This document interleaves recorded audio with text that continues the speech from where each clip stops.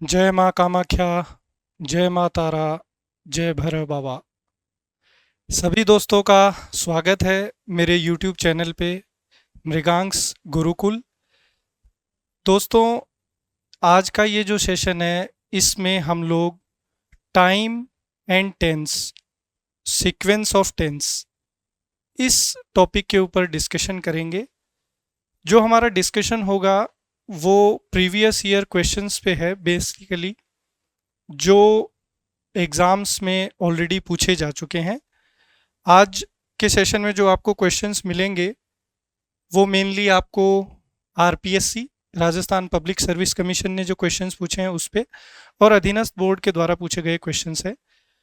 तो बिना किसी देरी के सेशन को शुरू करते हैं। ध्यान दीजिएगा दोस्तों, आपको स्क्रीन पे नज़र आ रहा है, क्वेश्चन दिया हुआ है। पहले डायरेक्शन देख लेते हैं। Fill in the blank with the appropriate form of the tense और tense sequence। दोस्तों, यहाँ पर हमें एक सेंटेंस दिया हुआ है और इस सेंटेंस में हमें जो appropriate ऑप्शन है उसको चूज करना है। दोस्तों, जैसा कि आपको स्क्रीन पे नजर आ रहा है, she dash your party if you had invited her। अब ये जो सेंटेंस है ये कह रहा है कि वो जो है पार्टी को अटेंड करती या पार्टी में आती अगर तुमने उसे निमंत्रण दिया होता। इस तरीके से ये सेंटेंस है। दोस्तों, यहाँ पर ध्यान दीजिए, इफ़ हमें नज़र आ रहा है, इफ़ पे फोकस करेंगे। दोस्तों, इफ़ जो है ये लैंग्वेज में कंडीशनल वर्ड है और इफ़ के साथ जो आपको सेंटेंस नज़र आ रहा है, इस पूरे वाक्य खंड को हम लोग कंडीशनल क्लॉज कहेंगे। एक एक चीज़ को आपको ध्यान से समझना है। मेरा उद्देश्य केवल उत्तर बताना नहीं है, बल्कि आपको कॉन्सेप्चुअली स्ट्रॉन्ग करना है, ताकि इस तरीके के और क्वेश्चन आपके पास अगर एग्जाम में आए, क्योंकि क्वेश्चंस तो ऐसे ही आने हैं, नए क्वेश्चंस तो बहुत कम बनते हैं, तो उनको आप अच्छे से टैकल कर सकें। दोस्तों, यहाँ पर ध्यान दीजिए, ये एक कंडीशन है कि अगर तुम उसे आमंत्रित करते तो वह पार्टी में आती या वह पार्टी को अटेंड करती। इस तरीके से है। बट यहां पर हमने इनवाइट नहीं किया है और इसलिए पार्टी अटेंड भी नहीं हुई है। मतलब जो कंडीशन हमें दी हुई है वो कैसी है? Unfulfilled condition. हमारी जो कंडीशन है वो कैसी है? अनफुलफिल्ड कंडीशन है और कंडीशन पूरी नहीं हुई है, इसलिए ये जो कंडीशनल सेंटेंस है इसको हम लोग अनफुलफिल्ड कंडीशनल भी बोलते हैं। दूसरी बात, अनफुलफिल्ड कंडीशनल सेंटेंस जो है इसका स्ट्रक्चर क्या होता है? तो दोस्तों, इसका स्ट्रक्चर जो है, इसमें हमारा जो कंडीशनल क्लॉज है जिसको हम लोग शर्त सूचक खंड भी बोलते हैं, कंडीशनल क्लॉज में हम लोग पास्ट परफेक्ट का यूज़ करेंगे। ये फिक्स है, पास्ट परफेक्ट का यूज़ करेंगे, यानी हेड के साथ वर्ब की थर्ड फॉर्म का यूज़ करेंगे। और जो हमारा रिजल्टेंट क्लॉज होगा, डिपेंडेंट क्लॉज भी इसको बोला जाता है, जिस कंडीशन का परिणाम है, इसमें हम लोग मॉडल परफेक्ट का यूज़ करते हैं। तो यहाँ पर मेनली आपको मॉडल पास्ट टाइम के मिलेंगे। तो आपको यहाँ पर माइट मिल सकता है, आपको यहाँ कुड मिल सकता है, आपको यहाँ वुड मिल सकता है, और इसके बाद आपको यहाँ पर वर्ब की थर्ड फॉर्म नज़र आएगी और उससे पहले हैड और फिर उसके बाद में थर्ड फॉर्म। तो मेनली ये जो है आपको मेनली देखने को मिलता है। अब यहाँ पर एक चीज़ आपको समझनी है दोस्तों, मॉडल के बाद जो है हम लोग बेस फॉर्म का यूज़ करते हैं, इसलिए मॉडल के बाद यहाँ हैव आएगा और उसके बाद में यहाँ पर थर्ड फॉर्म। तो इसको हम लोग मॉडल परफेक्ट बोलेंगे। माइट पास्ट टाइम का मॉडल मिलेगा, कुड मिल सकता है, वुड मिल सकता है, प्लस यहाँ पर हैव मिलेगा, प्लस यहाँ पर वर्ब की थर्ड फॉर्म मिलेगी। अब जब हम लोग इस सेंटेंस को ऑब्जर्व कर रहे हैं तो इस सेंटेंस में ये कंडीशनल क्लॉज हो गया, इसमें आपको पास परफेक्ट नजर आ रहा है हेड के साथ थर्ड फॉर्म, जैसा कि मैंने बताया था कि कंडीशनल क्लॉज में आपको यहाँ पे पास परफेक्ट मिलेगा हेड के साथ थर्ड फॉर्म, और जो रिजल्टेंट क्लॉज है उसमें मॉडल परफेक्ट होगा, मॉडल होगा प्लस हैव होगा प्लस थर्ड फॉर्म होगा। तो यहाँ पर देखिए दोस्तों विल नहीं आ सकता क्योंकि पास्ट टाइम का मॉडल नहीं है, वॉज मॉडल है ही नहीं, यहाँ पर दिया हुआ है वुड ग्लैडली अटेंड और यहाँ दिया हुआ है वुड हैव ग्लैडली अटेंडेड, तो यहाँ मॉडल फिर हैव और उसके बाद में ये थर्ड फॉर्म, और इस थर्ड फॉर्म को यहाँ पर क्वालिफाई कर रहा है एडवर्ब। ग्लैडली जो है दोस्तों यहाँ पर क्या है, एडवर्ब है, क्रिया विशेषण जिसको हम लोग बोलते हैं। बेसिकली इसको हम लोग वर्ब का मॉडिफायर भी बोलते हैं, जो वर्ब को क्वालिफाई करे, वर्ब की विशेषता बताए। तो वो कह रहा है कि अगर उसको इनवाइट किया गया होता तो वो जो है बहुत ही, ग्लैड का मतलब होता है किसी चीज़ को लेकर बहुत ज़्यादा खुशी, हैप्पीनेस से संबंधित है, तो बोलता है बहुत खुशी से वो सम्मिलित होती, इस तरीके से मीनिंग जाएगा। तो यहाँ पर जो है ऑप्शन फर्स्ट हमारा बिल्कुल करेक्ट आंसर होगा। तो इस तरीके से हम लोग करेंगे क्वेश्चंस को, पूरा पोस्टमार्टम करेंगे ताकि आपको एक एक चीज़ जो है क्रिस्टल क्लियर हो। आगे बढ़ते हैं दोस्तों, अगला क्वेश्चन आपकी स्क्रीन पर कह रहा है identify the tense in the sentences given below. अब देखो सेंटेंस आपको यहाँ पर एक ही नजर आ रहा है, लेकिन हमारा यहाँ जो इंस्ट्रक्शन है उसमें देखो क्या लिखा हुआ है, सेंटेंसेस लिखा हुआ है। तो दोस्तों सेंटेंसेस क्यों लिखा है, क्योंकि इसके बाद में बहुत सारे सेंटेंस एक के बाद एक आने वाले हैं, उनमें सब में हमें टेंस को ही आइडेंटिफाई करना है, तो इसलिए डायरेक्शन जो है इस तरीके से ले लिया है। सेंटेंस जो है दोस्तों वो है I see a flat stretch of ground. ये कह रहा है कि मैं जो है मैदान का एक फ्लैट मतलब चपटा, स्ट्रेच का मतलब लंबे दूरी तक कोई चीज फैली हुई है, तो कह रहा है मैं देख रहा हूं, क्या देख रहा हूं, लंबी दूर फैला हुआ एक जमीन का टुकड़ा जो है मैं देख पा रहा हूं, ऐसा सेंटेंस कहना चाह रहा है। अब हमें टेंस को आइडेंटिफाई करना है। दोस्तों सबसे पहले आई की अगर मैं बात करूं तो आई मेरा इस सेंटेंस में सब्जेक्ट है। हिंदी मीडियम स्टूडेंट्स ध्यान देंगे, सब्जेक्ट को हम लोग कर्ता बोलते हैं, डूअर ऑफ एक्शन भी बोला जाता है, डूअर ऑफ एक्शन भी बोला जाता है, जो एक्शन को करे। सी देखना, ये बेसिकली यहाँ पर एक्शन है, तो एक्शन जो है ये वर्ब रिप्रेजेंट करती है। फर्स्ट फॉर्म ऑफ वर्ब यहाँ पर आपको नजर आ रहा है। यहाँ पर ए जो है ये आर्टिकल है दोस्तों। फ्लैट की अगर मैं बात करूं तो फ्लैट मेरा यहाँ पर एडजेक्टिव है। स्ट्रेच की बात करूं तो दोस्तों ये यहाँ पर काउंटेबल नाउन है, कॉन्क्रीट नाउन है और कॉमन नाउन है। कॉमन नाउन है, कॉन्क्रीट नाउन है और काउंटेबल नाउन है। प्रेपोजिशन, और इस प्रेपोजिशन के बाद यहाँ ग्राउंड जो है ऑब्जेक्ट की तरह हमें नजर आ रहा है। प्रेपोजिशन के बाद हमें यूजुअली ऑब्जेक्ट नजर आता है। अब यहाँ पर हमें टेंस को आइडेंटिफाई करना है। दोस्तों टेंस को आइडेंटिफाई करने के लिए सबसे पहले हमारा जो ध्यान है वो वर्ब पे जाना चाहिए, क्योंकि वर्ब से हम लोग टेंस को आइडेंटिफाई कर लेते हैं। तो दोस्तों यहाँ वर्ब की फर्स्ट फॉर्म है, और जब भी आपको सेंटेंस में फर्स्ट फॉर्म या फर्स्ट फॉर्म के साथ एस या एस नजर आए या इज़एमआर नजर आ जाए, बी फॉर्म जिनको हम लोग बोलते हैं, तो ये जो है दोस्तों बेसिकली प्रेजेंट सिंपल को इंडिकेट करते हैं, इनका इशारा प्रेजेंट सिंपल की ओर होता है। तो यहाँ चार ऑप्शन हमें नजर आ रहे हैं, प्रेजेंट सिंपल है, पास्ट सिंपल है, प्रेजेंट परफेक्ट है, प्रेजेंट कॉन्टिन्यूअस है। तो हमारा जवाब यहाँ पर क्या होगा, प्रेजेंट सिंपल होगा। और दूसरा तरीका क्या है इसको सॉल्व करने का, दूसरा तरीका ये है दोस्तों, ये एक स्टेटमेंट है, तो जब भी हम लोग कोई स्टेटमेंट की बात करते हैं, डिक्लेरेशन की बात करते हैं प्रेजेंट टाइम में, तो उसको प्रेजेंट सिंपल में बोला जाता है। अगर ये डिक्लेरेशन पास्ट टाइम की होती तो यहाँ पास्ट सिंपल होता, ये डिक्लेरेशन अगर फ्यूचर टाइम की होती तो इसमें फ्यूचर सिंपल होता। आगे बढ़ते हैं दोस्तों, अगला क्वेश्चन सॉल्व करेंगे। नेक्स्ट क्वेश्चन हमारी स्क्रीन पर है, एलडीसी 2011 में क्वेश्चन पूछा हुआ है आरपीएससी ने, कह रहा है I get up early and eat my breakfast listening to the radio. बहुत ही बढ़िया सेंटेंस है दोस्तों। यहाँ पर एक फ्रेजल वर्ब नजर आ रहा है, वर्ब के साथ प्रेपोजिशन है। जब भी आपको अंग्रेजी में ये कॉम्बिनेशन नजर आता है वर्ब के साथ प्रेपोजिशन, तो हम लोग इसको नाम देते हैं फ्रेजल वर्ब। हम लोग इसको क्या नाम देते हैं, फ्रेजल वर्ब नाम देते हैं। आई जो है ये यहाँ सब्जेक्ट है, अर्ली जो है दोस्तों ये बेसिकली यहाँ पर आपका जल्दी उठने के बारे में बात कर रहा है कि मैं जो है जल्दी उठता हूँ, आई गेट अप अर्ली। तो अर्ली जो है दोस्तों इसका डुअल नेचर है, एडजेक्टिव की तरह भी काम करता है, एडवर्ब की तरह भी काम करता है। यहाँ बेसिकली इस वर्ब को क्वालिफाई करता हुआ नजर आ रहा है, तो अर्ली जो है बेसिकली यहाँ एडवर्ब है।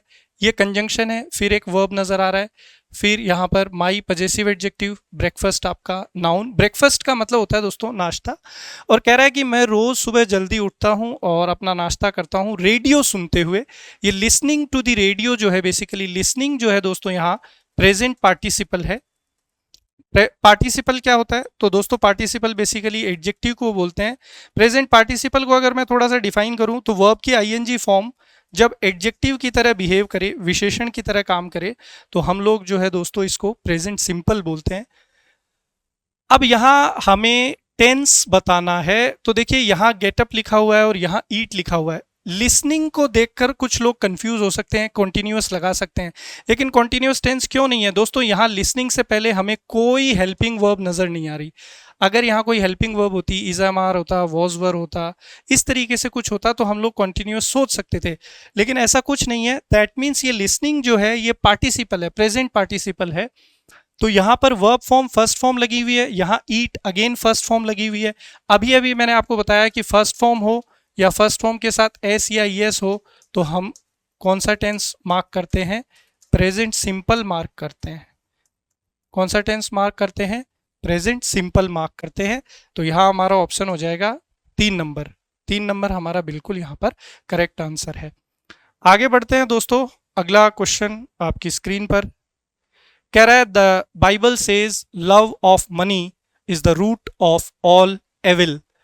बाइबल हम जानते हैं दोस्तों ये एक हॉली बुक, पवित्र पुस्तक है क्रिश्चियन ईसाइयों की, और इस किताब का ये कहना है, क्या कहना है कि लव ऑफ मनी, कि पैसे का जो प्रेम है, धन का जो प्यार है, is the root of all evil, वो मेन जड़ है, मुख्य कारण है सारे अपराधों का या सारे नकारात्मक चीजों का।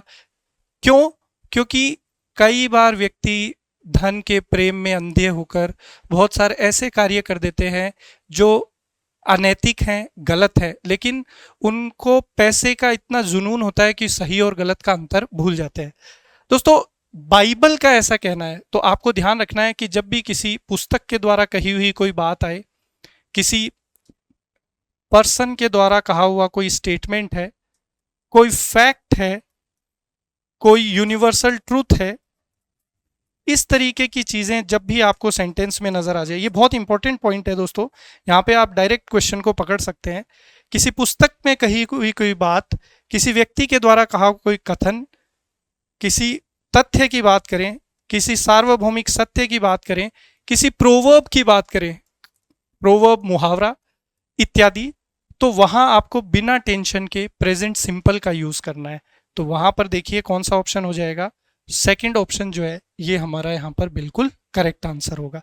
अब हम लोग आगे बढ़ते हैं दोस्तों, अगला question, it was very cold that night, कह रहा है कि उस रात बहुत ज्यादा ठंड थी। टेंस को पहचानना है, एलडीसी 2011 का क्वेश्चन है। अब ये सेंटेंस जब हमारे सामने आएगा तो हमारी नजर सबसे पहले किस पर पड़नी चाहिए? वॉज पे पड़नी चाहिए। इट क्या है? तो इस सेंटेंस में हमारे पास सब्जेक्ट है, वॉज हमारा वर्ब है, बी फॉर्म ऑफ वर्ब है, वेरी जो है दोस्तों ये एडवर्ब है, क्रिया विशेषण है, कोल्ड जो है ये यहाँ पर हमारा एडजेक्टिव है, और कोल्ड एडजेक्टिव को कौन क्वालिफाई कर रहा है? एडवर्ब वेरी क्वालिफाई कर रहा है। और अब हमें टेंस बताना है, तो दोस्तों आपको ध्यान रखना है कि वॉज और वर ये दोनों वर्ब हैं, ये बी फॉर्म, और ये कौन से टाइम को इंडिकेट करते हैं? पास्ट टाइम को इंडिकेट करते हैं। अगर हम लोग प्रेजेंट टाइम के बी फॉर्म्स की बात करें तो उसके अंदर हम लोग इज एम आर की बात करते हैं। वॉज और वर्ब में डिफरेंस क्या है दोस्तों? वॉज जो है ये सब्जेक्ट जब सिंगुलर हो तब यूज की जाती है, सिंगुलर वर्ब है। वर जो है ये तब यूज किया जाता है जब सब्जेक्ट प्लूरल हो, तो प्लूरल वर्ब की तरह हम लोग इसको यूज करते हैं। अब ये पास्ट टाइम का इंडिकेशन है, मतलब पास्ट का ही कोई टेंस होना चाहिए। अब यहाँ देखिए दोस्तों, हर जगह पास्ट लिखा हुआ है, past simple, past perfect, past continuous, past perfect continuous. तो दोस्तों पास्ट परफेक्ट कॉन्टिन्यूअस का स्ट्रक्चर क्या होता है? हैड बीन के साथ यहाँ पर जो भी हमारी मेन वर्ब होती है उसमें आईएनजी हमें नजर आता है। पास्ट कॉन्टिन्यूअस की बात करें तो दोस्तों वॉज वर के साथ हमें मेन वर्ब में आईएनजी नजर आता है। पास्ट परफेक्ट की बात करें दोस्तों तो हमें हेड के साथ थर्ड फॉर्म नजर आती है। और पास्ट सिंपल की बात करें तो या तो सेकंड फॉर्म नजर आएगी या हमें वॉज वर भी नजर आ सकता है, बी फॉर्म भी यूज कर सकते हैं। दोनों तरीके से पास्ट सिंपल पॉसिबल है। तो यहाँ बिना किसी प्रॉब्लम के हमारा आंसर हो जाएगा फर्स्ट ऑप्शन। आगे बढ़ते हैं दोस्तों, अगला क्वेश्चन आपकी स्क्रीन पर कह रहा है ही वॉज लुकिंग इल, यहाँ पर फुल स्टॉप है, ध्यान देंगे। कह रहा है कि वह बीमार नजर आ रहा था। इस क्वेश्चन को सॉल्व करना बहुत इजी है, ध्यान से इसको समझेंगे। इस सेंटेंस में ही हमारा सब्जेक्ट है, वॉज हेल्पिंग वर्ब है, be form of past time, looking जो है मेन वर्ब है, मेन वर्ब लुक में हमने आईएनजी का यूज किया है, और इल जो है ये बेसिकली यहाँ पर एडजेक्टिव है। तो ये हमारा पूरा सेंटेंस यहाँ पर हमने समझ लिया। अब इस सेंटेंस का टेंस बताना है। तो अभी अभी मैंने आपको बताया था, अगर आपको वॉज वर के साथ मेन वर्ब नजर आए और उस मेन वर्ब में क्या लगा हुआ हो? आईएनजी लगा हुआ हो, ये स्ट्रक्चर अगर आपको नजर आए तो ये स्ट्रक्चर जो है दोस्तों कौन से टेंस को रिप्रेजेंट करता है? पास्ट कॉन्टिन्यूअस को रिप्रेजेंट करता है। तो बिना किसी टेंशन के हमारा आंसर क्या हो जाएगा? Past continuous. अब मैं आपको एक ऐसी चीज भी बताना चाह रहा हूं जो काफी इंपॉर्टेंट है लुक को लेकर, ध्यान दीजिएगा। लुक जो है दोस्तों अंग्रेजी में दो तरीके से इस्तेमाल होता है। लुक जो है लिंकिंग वर्ब भी है और लुक जो है एक्शन वर्ब भी है। अब बहुत सारे लोगों के लिए ये चैलेंज है कि एक्शन वर्ब क्या होती है और लिंकिंग वर्ब क्या होती है। दोस्तों लिंकिंग वर्ब जो है ये बेसिकली स्टेट के बारे में जानकारी देती है। स्टेट को अपन हिंदी में क्या बोलते हैं? अवस्था। और एक्शन वर्ब वो होती है जो किसी एक्शन को, कार्य को रिप्रेजेंट करे। जैसे अगर मैंने सेंटेंस लिखा कि he was looking at the board, ये सेंटेंस आ गया दोस्तों। He was looking at the board, वो कहाँ देख रहा था? बोर्ड की तरफ देख रहा था। तो दोस्तों एक्शन को रिप्रेजेंट कर रहा है, बोर्ड की तरफ देखने का। तो यहां पर ये जो लुक है ये कौन सा वर्ब है? एक्शन वर्ब है। और इस सेंटेंस में कह रहा है कि वो बीमार नजर आ रहा था, तो ये स्टेट अवस्था को दर्शा रहा है। तो इस सेंटेंस में लुक जो है ये हमारा कैसा वर्ब है? लिंकिंग वर्ब है। तो ये चीज एक अच्छा कॉन्सेप्ट है, आपको आगे हेल्प करेगा, तो इसको थोड़ा सा आप ध्यान रखेंगे। दूसरी एक और बात, लुक के साथ हम लोग जनरली कौन सा प्रेपोजिशन यूज करते हैं? एट प्रेपोजिशन यूज करते हैं। इतनी चीजें ध्यान रखेंगे और आगे बढ़ जाएंगे। अगला क्वेश्चन आपकी स्क्रीन पर कह रहा है I have noticed this trait in many actors. Trait क्या होता है दोस्तों? ट्रेट बेसिकली होती है क्वालिटी ऑफ पर्सनैलिटी। हिंदी में क्या बोलेंगे? व्यक्तित्व का गुण।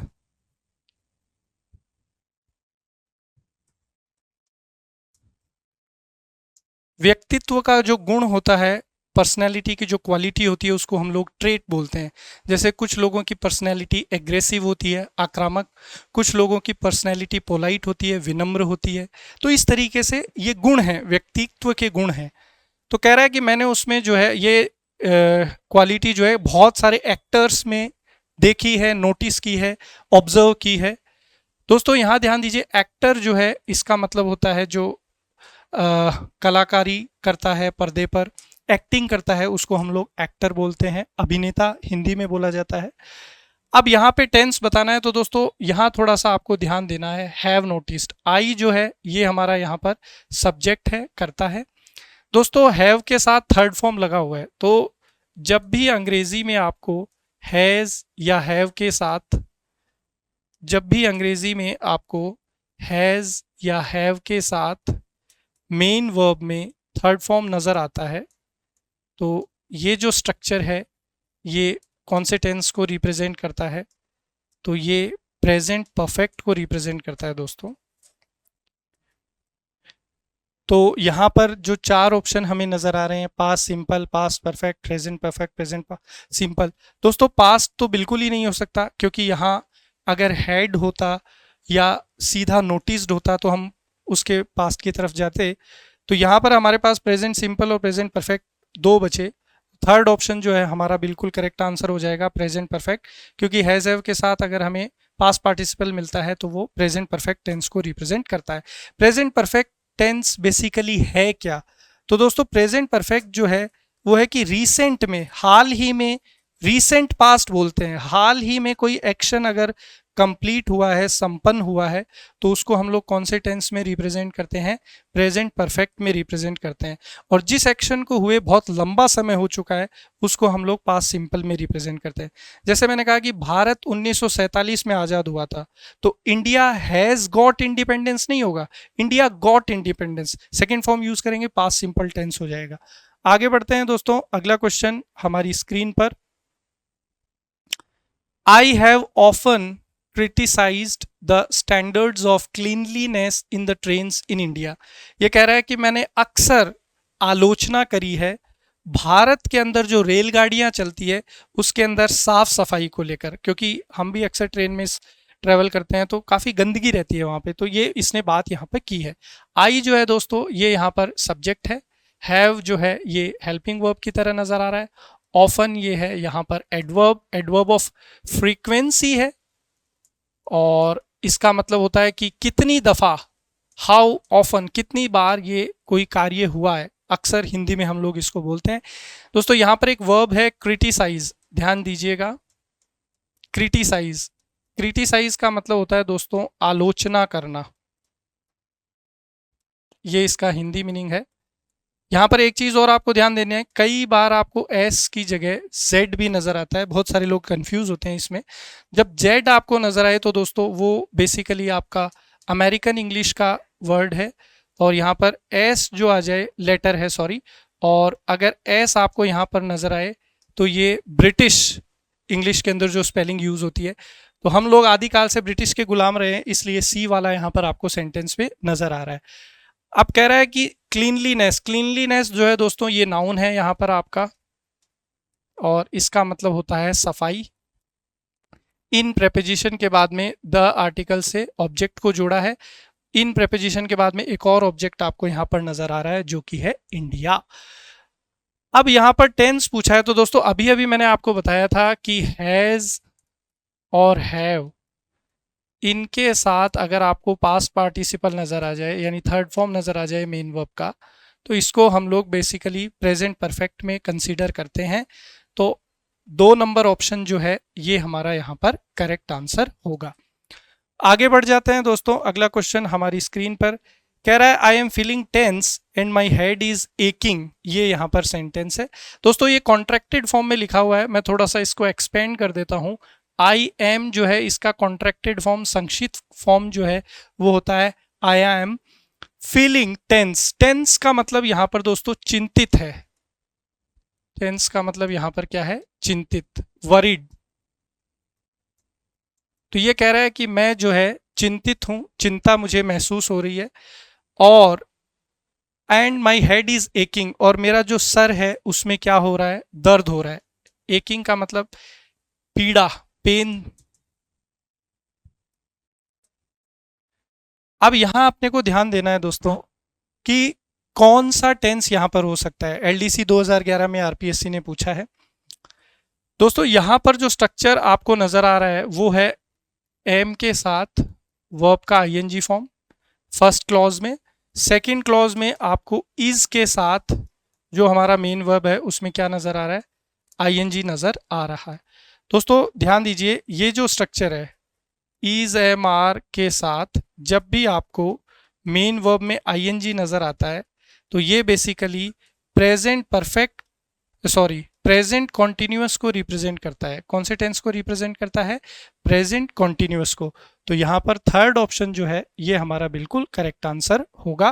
प्रेजेंट सिंपल में फर्स्ट फॉर्म, प्रेजेंट सिंपल में हम लोग किसका यूज करते हैं? फर्स्ट फॉर्म, या फर्स्ट फॉर्म के साथ एस या ई एस का यूज करते हैं। प्रेजेंट परफेक्ट में हैज़ हैव के साथ थर्ड फॉर्म आता है। बार बार मैं इसलिए लिख रहा हूँ ताकि आपको याद हो जाए, अगर आप क्लास को सुन भी लेंगे तो भी आपको बहुत ज़्यादा फायदा होगा। प्रेजेंट कंटिन्यूअस का मैंने आपको बता ही दिया है, इज एम आर के साथ मेन वर्ब में आईएनजी। पास्ट कंटिन्यूअस का क्या मिलेगा आपको, वॉज वर्क के साथ यहाँ पर जो हमारा मेन वर्ब है उसमें क्या मिलेगा, आईएनजी। तो ये आपको इस तरीके से अलग अलग टेंस यहाँ पर मिलेंगे। तो हमारा आंसर जो है वो प्रेजेंट कंटिन्यूअस हो गया। दोस्तों कंजंक्शन के दोनों तरफ सेम टेंस आपको नजर आ रहा है, ठीक है। आगे बढ़ेंगे, अगला क्वेश्चन कह रहा है the doctor had been working alone. दोस्तों यहाँ पे ये क्वेश्चन मार्क नहीं है, प्रश्नवाचक चिन्ह नहीं है, केवल फुल स्टॉप है। कह रहा है डॉक्टर जो है अकेले काम कर रहा था काफी समय से, the doctor had been working alone. दोस्तों यहाँ पर डॉक्टर जो है इस सेंटेंस में हमारा सब्जेक्टिव पार्ट है, ये आर्टिकल है। हैड जो है ये हेल्पिंग वर्ब है, ये बी का participle, past participle, main verb ING form, और अलोन जो है दोस्तों यहाँ पर बेसिकली एडवर्ब की तरह काम कर रहा है। अलोन जो है दोस्तों इसका भी डुअल नेचर है, एडजेक्टिव और एडवर्ब दोनों की तरह काम करता है। जैसे मैंने सेंटेंस लिखा ही इज अलोन, तो इस सेंटेंस में दोस्तों ये अलोन जो है बेसिकली ही प्रोनाउन की विशेषता बता रहा है कि ही जो है ये क्या है, अकेला है। तो इस सेंटेंस में अलोन जो है दोस्तों ये हमारा किसकी तरह काम कर रहा है, एडजेक्टिव की तरह काम कर रहा है। और यहाँ पर ऊपर वाले सेंटेंस में कह रहा है कि डॉक्टर जो है वो काम कर रहा है अकेले, तो वर्ब, वर्क जो वर्ब है इसको मॉडिफाई कर रहा है, तो अलोन जो है यहाँ पर एडवर्ब है।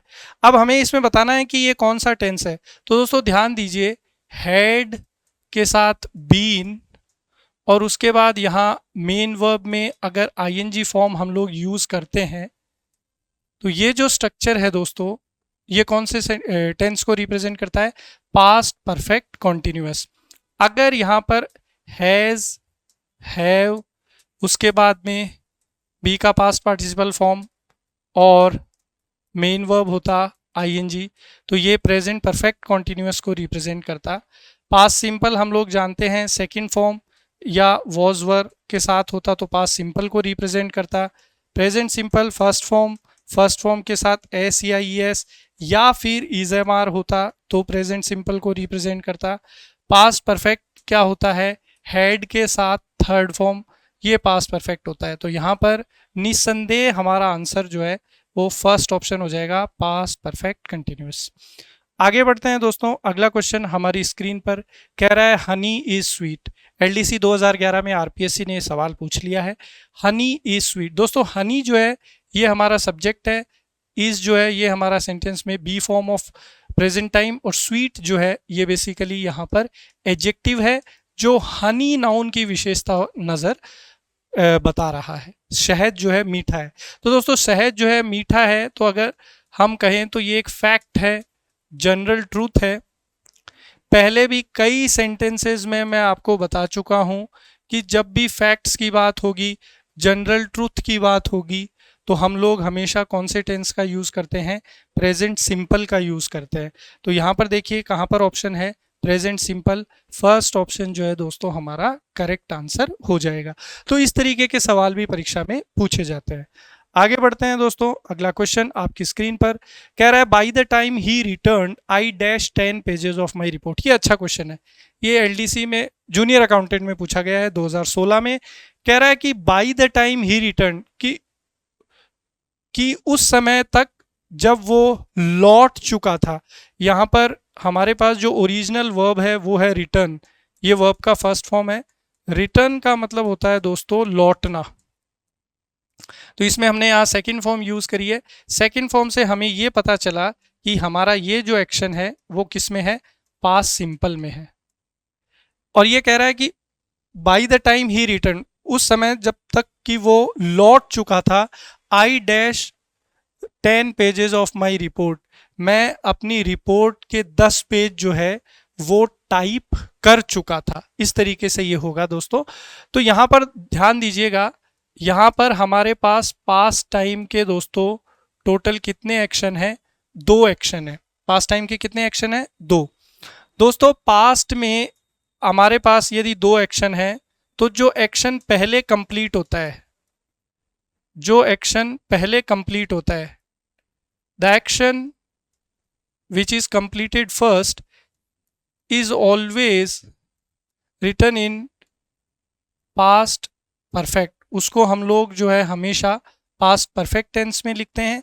और जो एक्शन हमारा बाद में कंप्लीट होता है, सेकंड नंबर पे कंप्लीट होता है, उसको हम लोग लिखते हैं पास्ट सिंपल में।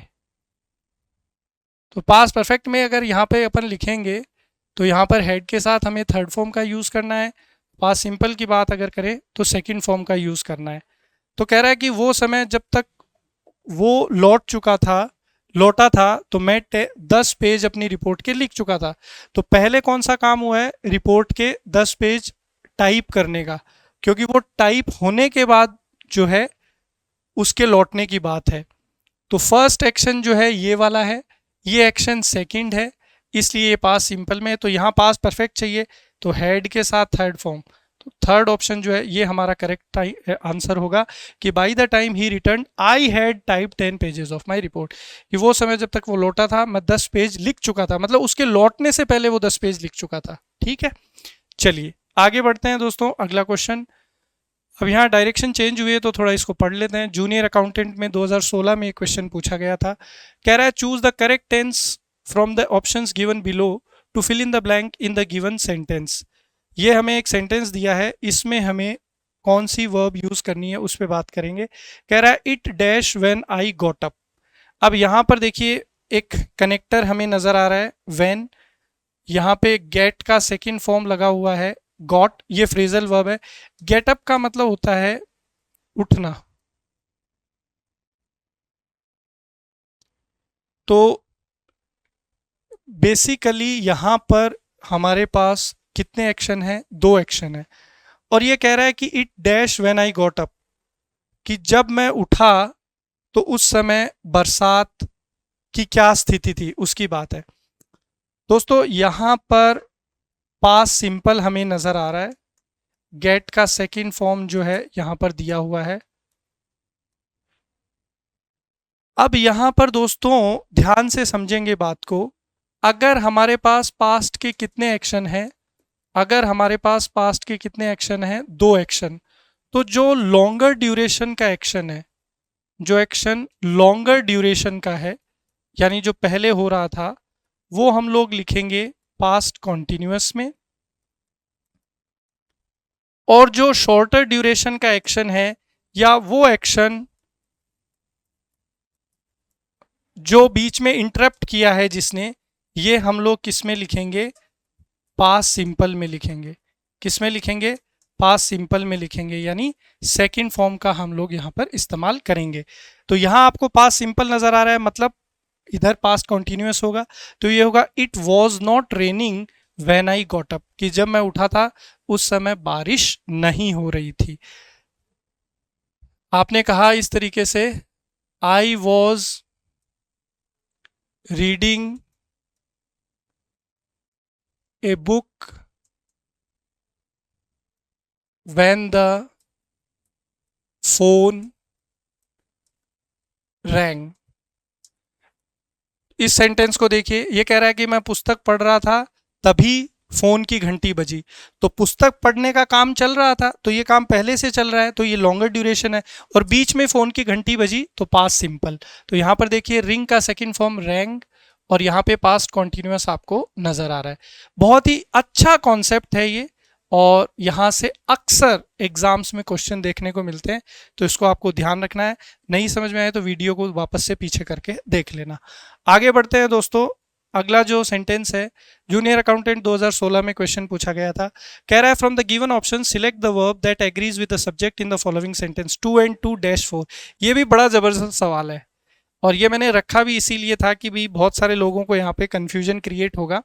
हालांकि जब ये एग्जाम में क्वेश्चन आया था तो आरपीएससी ने इसमें बोनस दिया था। क्यों बोनस दिया था देख लेते हैं दोस्तों। ये कह रहा है 2 and 2-4। अगर मैं इसको सब्जेक्ट वर्ब एग्रीमेंट के अकॉर्डिंग जज करता हूँ, ध्यान दीजिएगा, अगर मैं इसको सब्जेक्ट वर्ब एग्रीमेंट के अकॉर्डिंग चेक करता हूँ तो दोस्तों ये कहता है कि एंड टू, मतलब ये आपका एक सब्जेक्ट ये हो गया, एक सब्जेक्ट ये हो गया, और एंड से जुड़ने के कारण ये जो आपका सब्जेक्ट है ये कैसा सब्जेक्ट माना जाएगा?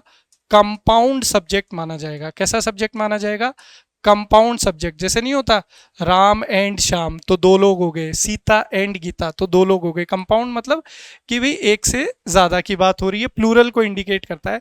तो उस केस में हमारा जो कंपाउंड सब्जेक्ट अगर हो गया है तो आपका जो सब्जेक्टिव पार्ट है वो कैसा हो गया? प्लूरल। और सब्जेक्ट वर्ब एग्रीमेंट कहता है कि अगर सब्जेक्टिव पार्ट आपका प्लूरल है तो वर्ब भी आपका प्लूरल होना चाहिए। तो यहाँ पे कौन सा वर्ब प्लूरल? दोस्तों वर्ब में जब एस या एस नहीं होता है, जब वर्ब अपने ओरिजिनल फॉर्म में होता है, जो जब भी कोई वर्ब अपने कैसे फॉर्म में होता है? ओरिजिनल फॉर्म में होता है, तो वो प्लूरल होता है। तो यहां हमारा आंसर क्या हो जाएगा? मेक। ये पहला है।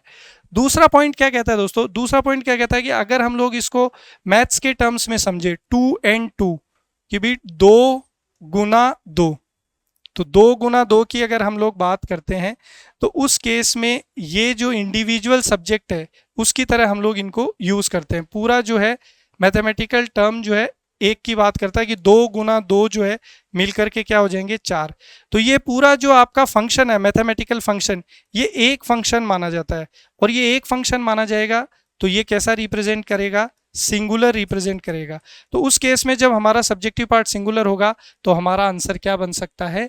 मेक्स भी बन सकता है। अब दोबारा देखिए दोस्तों, जैसे मैंने लिखा 4 एंड 2 मेक या मेक्स 6, और एक है 4 एंड 2 मेक या मेक्स 8। इस तरीके से भी हम लोग इसको एक्सप्लेन कर सकते हैं और समझ सकते हैं। दोस्तों यहाँ पे मैंने लिखा 4 एंड 2 डैश 6, तो यहाँ पर ये है कि ये और ये आपस में क्या हो रहे हैं? जुड़ रहे हैं। तो ये और ये आपस में जुड़ के कंपाउंड सब्जेक्ट बने थे, तो हमने कैसी वर्ब ली थी? प्लूरल। तो 4 एंड 2 यहाँ पर प्लूरल वर्ब लेंगे, मेक हो जाएगा। यहाँ है 4 एंड 2 मेक या मेक्स 8, मतलब मल्टीप्लाई हो रहे हैं। मल्टीप्लाई हो रहे हैं मतलब ये सिंगल यूनिट की तरह काम करेगा, तो इस केस में क्या हो जाएगा? मेक्स।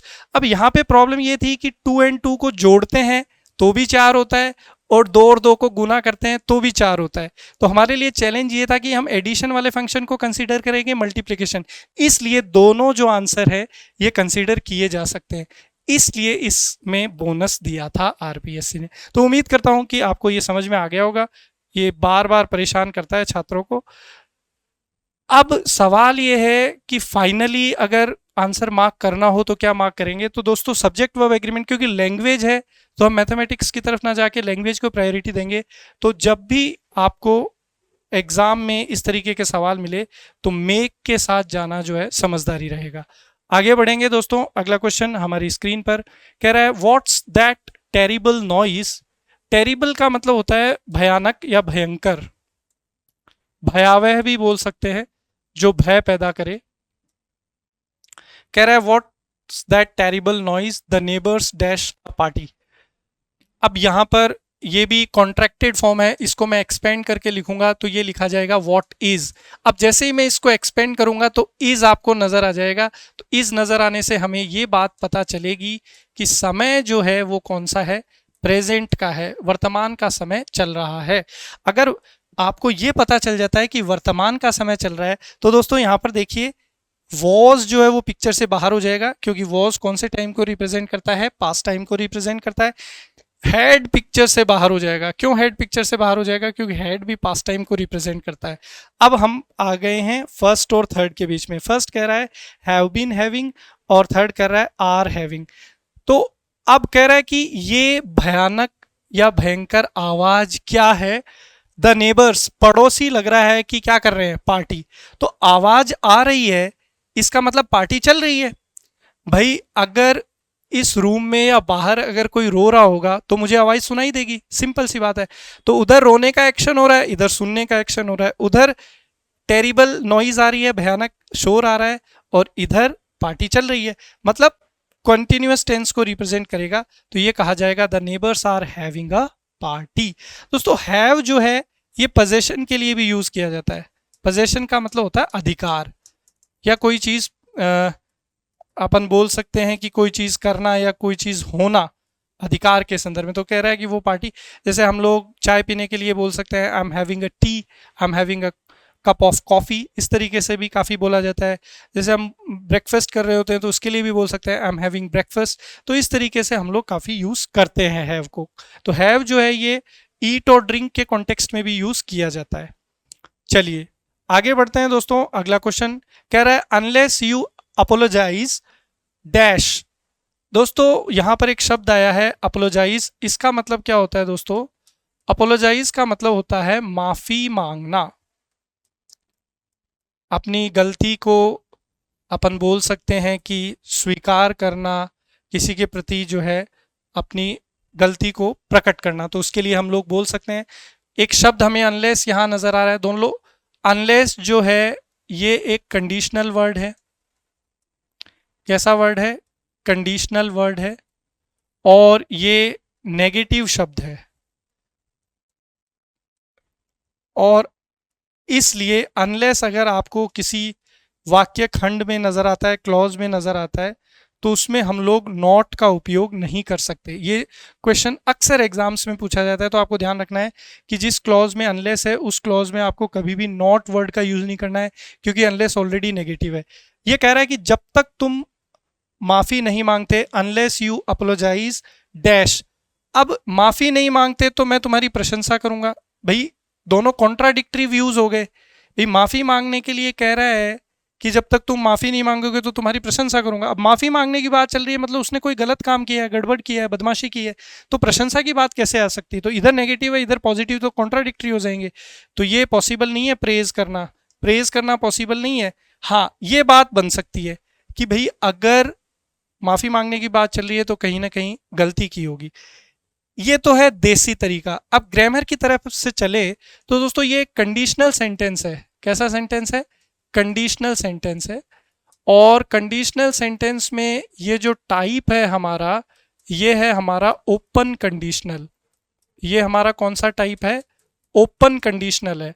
ओपन कंडीशनल में हमारा जो स्ट्रक्चर होता है दोस्तों, वो कैसा होता है?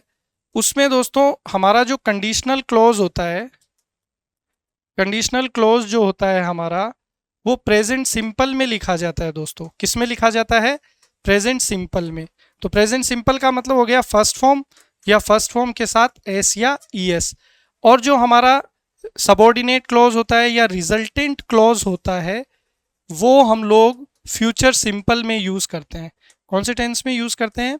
फ्यूचर सिंपल में। मॉडल सिंपल भी यूज किया जा सकता है। मॉडल सिंपल का मतलब होता है कि कोई भी मॉडल होगा प्रेजेंट टाइम में, उसके साथ फर्स्ट फॉर्म लगेगा। फ्यूचर सिंपल का आप जानते हैं, यहाँ पर विल शैल के साथ आपको फर्स्ट फॉर्म देखने को मिलेगा। तो यहाँ पर देखिए अनलेस यू अपोलोजाइज, यहाँ फर्स्ट फॉर्म लगी हुई है, मतलब ये कौन सा टेंस हो गया? Present simple. तो इसका जो रिजल्टेंट या डिपेंडेंट क्लॉज है वो किस में जाएगा? फ्यूचर सिंपल में जाएगा। तो फ्यूचर सिंपल में जाएगा तो यहाँ पर आई के साथ विल, यहाँ पर फर्स्ट फॉर्म, और ये आपका ऑब्जेक्ट हो जाएगा कि जब तक तुम माफ़ी नहीं मांगते तब तक जो है मैं तुम्हें, अगर तुम माफ़ी नहीं मांगोगे तो मैं तुम्हें जो है दंड दूंगा। इस तरीके से। अब माफ़ी नहीं मांगोगे, नहीं क्यों मीनिंग ले रहे हैं? क्योंकि अनलेस जो है ये कैसा वर्ड है? ये एक नेगेटिव वर्ड है, नकारात्मक शब्द है। उम्मीद करता हूँ आपको क्लियर हो गया होगा। आगे बढ़ते हैं दोस्तों। अगला क्वेश्चन कह रहा है Ram dash classes regularly since जुलाई। कह रहा है कि राम जुलाई से लगातार क्लासेस ले रहा है। दोस्तों यहाँ पर देखो क्या दिया हुआ है? सिंस। मैंने आपको पिछले सेशन में भी बताया था कि जब भी आपको कौन नज़र आ जाए, सिंस नज़र आ जाए या फोर नज़र आ जाए, तो ये कौन से टेंस को रिप्रेजेंट करेगा? परफेक्ट कॉन्टिन्यूअस टेंस को रिप्रेजेंट करेगा। ये चीज़ जो है आप अपनी गांठ बांध लीजिए कि जब भी आपको सिंस और फोर नज़र आ जाए, ये परफेक्ट कॉन्टिन्यूअस टेंस को रिप्रेजेंट करेगा। दोस्तों सिंस जो है वो फिक्स टाइम को रिप्रेजेंट करता है और फोर जो है वो पीरियड ऑफ, समय अवधि को रिप्रेजेंट करता है। अब यहाँ जुलाई फिक्स टाइम है, जुलाई महीने से काम चल रहा है। तो यहाँ पर दोस्तों क्लासेस अटेंड। अब परफेक्ट कॉन्टिन्यूअस का स्ट्रक्चर क्या होता है? ये स्ट्रक्चर समझ लीजिए दोस्तों। परफेक्ट कॉन्टिन्यूअस का स्ट्रक्चर होता है हैज़, हैव, हैड होगा, फिर यहाँ पर बीन होगा, फिर यहाँ पर मेन वर्ब होगी और उसमें क्या होगा, आईएनजी होगा। ये स्ट्रक्चर है। आपको यहाँ पर बीन नजर आया? नहीं। यहाँ पर बीन नजर आया? नहीं। यहाँ पर नजर आया? हाँ। यहाँ पर नहीं नजर आया? नहीं। तो हमारा आंसर हो जाएगा option C, has been attending. ठीक है, ये चीज है। तो यहाँ परफेक्ट कॉन्टिन्यूस टेंस आएगा। तो जब भी सिंस और फोर आए, आप जो है परफेक्ट कॉन्टिन्यूस टेंस की तरफ जाएंगे। हाँ, इसमें एक कंडीशन होती है कि कई बार स्टेटिव वर्ब्स मिलती हैं। स्टेटिव वर्ब का मतलब होता है जिसको हम लोग प्रोग्रेसिव एक्शन में यूज नहीं करते, तो उस केस में सिंस और अगर फोर आपको मिलता है तो वहां परफेक्ट टेंस भी यूज किया जाता है। ठीक है, बट वो एक अलग केस है। जब वैसा कोई केस आएगा तो उस पर बात करेंगे। आगे बढ़ते हैं दोस्तों। अगला क्वेश्चन कह रहा है camels are peculiarly dash life in a desert. सबसे पहले तो यहाँ पर एक करेक्शन है, ये यहाँ डी के बाद में ए आएगा, अडेप्ट। दोस्तों ये है अडेप्ट, ADEPT, इसको हम लोग पढ़ेंगे एडेप्ट, और ये जो है ये है अडेप्ट। दोस्तों एडेप्ट और अडेप्ट में क्या फर्क है? दोस्तों ये जो शब्द है अडेप्ट, इसका मतलब होता है स्किलफुल। स्किलफुल मतलब जिसके अंदर कोई कौशल है, जिसके अंदर कोई कौशल है, स्किल है, प्रतिभाशाली है, तो उसके लिए हम लोग ये वर्ड यूज करते हैं। और ये जो अडेप्ट है इसका मतलब होता है दोस्तों अपने आप को सिचुएशन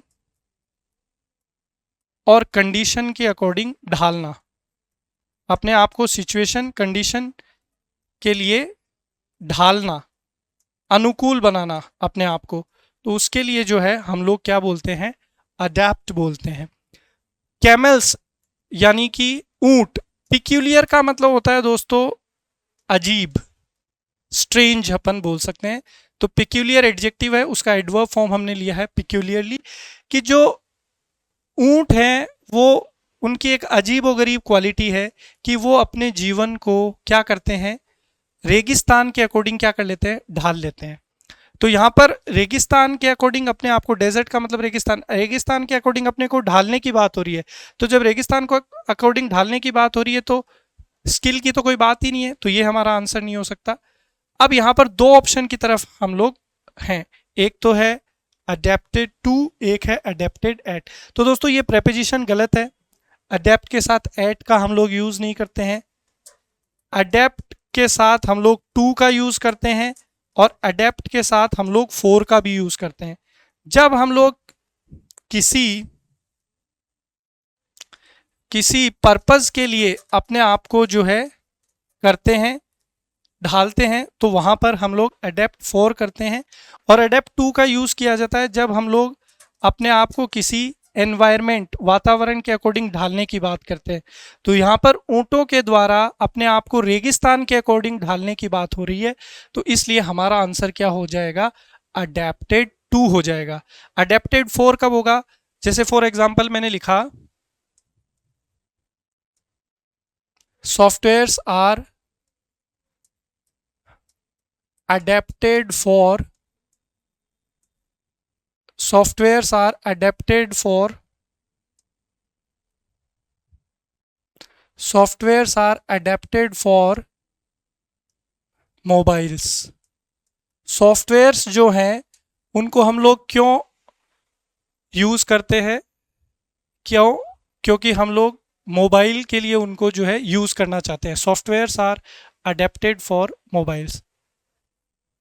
तो इस तरीके से दोस्तों आपको ध्यान रखना है, अडेप्ट के साथ टू और फोर दोनों का यूज करते हैं। फोर का यूज करेंगे पर्पस के कॉन्टेक्स्ट में, टू का यूज करके एनवायरनमेंट। तो यहाँ रेगिस्तान के अकॉर्डिंग अपने आप को ढालना है तो अडेप्टेड टू आ जाएगा। Next, dash when a policeman knocked at the door. अब यहां पर ध्यान दीजिए दोस्तों, अगेन दो एक्शन है पास्ट के। पास्ट के कितने एक्शन है? टोटल दो एक्शन है। कह रहा है कि जब एक पुलिस वाले ने नॉक्ड, ये वर्ब की कौन सी फॉर्म है? सेकंड फॉर्म है। कह रहा है कि dash scarcely had he gone, scarcely did he go, scarcely would he go, none of these. दोस्तों पहली चीज तो आपको ये ध्यान रखनी है कि ये एक इडियमेटिक स्ट्रक्चर बनता है। स्केर्सली के साथ हम लोग व्हेन का यूज करते हैं। दूसरा, हमारे पास कितने एक्शन है? टोटल दो। एक कह रहा है कि पुलिस वाले ने दरवाजे पर, नॉक का मतलब होता है खटखटाना, और उससे पहले एक एक्शन हो चुका है। तो पास्ट के अंदर दो एक्शन है, तो मैंने ऑलरेडी आपको बताया है कि पास्ट में जो एक्शन पहले कंप्लीट होता है उसको हम लोग पास्ट परफेक्ट में लिखते हैं, और जो सेकंड एक्शन हमारा कंप्लीट होता है उसको हम लोग किस में लिखते हैं, पास्ट सिंपल में लिखते हैं। तो यहाँ पर सेकंड एक्शन भी पुलिस वाले ने जब नॉक किया उसके पहले ही वो जा चुका था, तो वो एक्शन पहले कंप्लीट हो गया, तो उसको पास्ट परफेक्ट में लिखेंगे। पास्ट परफेक्ट का स्ट्रक्चर क्या होता है, हेड के साथ हम लोग थर्ड फॉर्म का यूज़ करते हैं। तो यहाँ पर हेड के साथ थर्ड फॉर्म कहाँ है, हेड के साथ थर्ड फॉर्म यहाँ है, तो ये हो जाएगा स्केर्सली हैड ही गॉन, कि मुश्किल से ही वो बाहर गया था तभी पुलिस वाले ने दरवाजे खटखटाया। इसमें एक चीज़ और ध्यान रखना है, स्केर्सली व्हेन के साथ साथ एक आपको इडियमेटिक फ्रेज और मिलता है, हार्डली व्हेन, ये भी आपको ध्यान रखना है। एक आपको और मिलेगा बेयरली व्हेन, ये भी आपको ध्यान रखना है। और एक और आपको मिलेगा और वो है आपका नो सूनर देन। तो ये तीनों आपको मिलेंगे, तीनों का आपको ध्यान रखना है। हम लोग आगे बढ़ते हैं दोस्तों। अगला क्वेश्चन कह रहा है he helped him more than he dash his own children. कह रहा है कि उसने उसकी जो है मदद ज़्यादा करी थी, स्वयं के बच्चों की करी थी उसके मुकाबले। तो दोस्तों यहाँ पर देखिए कंपैरिजन चल रहा है। यहाँ पर जो फर्स्ट क्लॉज है इसमें आपको पास सिंपल नज़र आ रहा है, तो जो दूसरा क्लॉज है दोस्तों इधर हम लोग पैरेललिज्म को फॉलो करेंगे और इधर भी हम लोग उसी टेंस को इस्तेमाल करेंगे जो टेंस आपका इधर इस्तेमाल हुआ है। तो he helped him more than he helped his own children. तो यहाँ फर्स्ट ऑप्शन जो है ये हमारा करेक्ट आंसर होगा कि उसने अपने जो है किसी और की बात हो रही है कि उसको ज़्यादा मदद करी थी बजाय जो मदद उसने अपने बच्चों की करी थी। तो यहाँ पर दोनों तरफ पास सिंपल का ही हम लोग यूज़ करेंगे। आगे बढ़ते हैं दोस्तों। अगला question fill in the blanks using the correct tense of the verb. हमारे पास यहाँ एक सीरीज ऑफ सेंटेंसेज है, एक के बाद एक वाक्य है और हमें यहाँ पे करेक्ट फॉर्म ऑफ वर्ब का इस्तेमाल करना है। तो दोस्तों इसको ध्यान से समझेंगे। कह रहा है when I dash the door, ये कह रहा है कि जब मैंने जो है दरवाज़ा खोला था। I dash a man on he knees, मैंने एक व्यक्ति को देखा on his knees. On his knees का मतलब होता है घुटनों के बल बैठे हुए। He dash to our conversation, वो हमारी बातचीत को सुन रहा था। एंड आई वंडर, यहाँ फिल इन द ब्लैंक है दोस्तों। कह रहा है कि जो है और मैं ये सोच रहा था कि वो अभी तक क्या क्या सुन चुका है। तो दोस्तों ये कोई घटना हो चुकी है, कोई एक्शन जो है वो कंप्लीट हो गया है, उसको यहाँ पर वापस से डिस्क्राइब किया है स्पीकर ने। तो जो एक्शन हो गया है बेसिकली पास्ट में जाते हैं दोस्तों, तो ये हो जाएगा व्हेन आई ओपन। यहाँ पर हम लोग जो है सेकंड फॉर्म का यूज़ करेंगे। तो देखिए ओपन कहाँ पर है, यहाँ पर है, यहाँ पर ओपन है, यहाँ पर ओपन्स है। तो आई के साथ ओपन्स तो वैसे ही नहीं हो सकता, ओपन होता तो हो सकता था।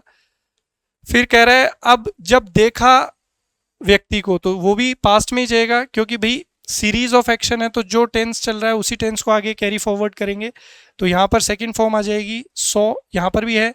फिर कह रहा है he dash to our conversation, अब वो हमारे कॉन्वर्सेशन को सुन रहा था। अब पहले से उसने सुनना शुरू किया और अभी भी सुन रहा है, तो कोई एक्शन जो पास्ट में कंटिन्यू हुआ है और अभी भी चलता हुआ आ रहा है, रीसेंट पास्ट, तो मतलब प्रेजेंट परफेक्ट कॉन्टिन्यूअस। तो यहाँ है हैज़ बीन लिसनिंग और यहाँ दिया हुआ है हैड बीन लिसनिंग। तो देखिए प्रेजेंट परफेक्ट की बात करें तो यहाँ पर इसने दोनों तरफ पास्ट का वर्ब लिया है, तो हम लोग इसको पास्ट में ही कंसीडर करेंगे कि पहले से सुनता हुआ आ रहा था और अभी सुनने का काम चल रहा है। तो इधर प्रेजेंट परफेक्ट कॉन्टिन्यूअस नहीं होगा, पास्ट परफेक्ट कॉन्टिन्यूअस होगा। एंड आई वंडर्ड, अगेन इधर सेकंड फॉर्म आ जाएगी और उसने ये आश्चर्य किया how much dash, how much he dash here, कि अब तक वो कितना सुन चुका। तो यहाँ पर वो आश्चर्य कर रहा है, तो आश्चर्य करने से पहले सुनने वाला काम हो गया है। तो पास्ट में जब दो एक्शन होते हैं तो जो पहला एक्शन होता है वो पास्ट परफेक्ट में आता है। तो वो ये सोच रहा था कि वो कितना सुन चुका है, तो हेड के साथ थर्ड फॉर्म। तो यहाँ पर फोर्थ ऑप्शन जो है ये हमारा करेक्ट आंसर हो जाएगा। तो दोस्तों इसी के साथ ये सेशन अपना यहाँ पर कंप्लीट होता है। उम्मीद करता हूँ कि जो भी चीज़ें हमने डिस्कस करी हैं वो आपको अच्छे से समझ में आई हैं। अगर आपको वीडियो पसंद आए तो इसको लाइक करें, अपने दोस्तों के साथ शेयर करें और कमेंट्स के माध्यम से जिस तरीके की क्लासेस आपको चाहिए उसके बारे में ज़रूर बताएं। आपसे मुलाकात होगी अगले सेशन में। आप सबका वीडियो देखने के लिए बहुत बहुत धन्यवाद।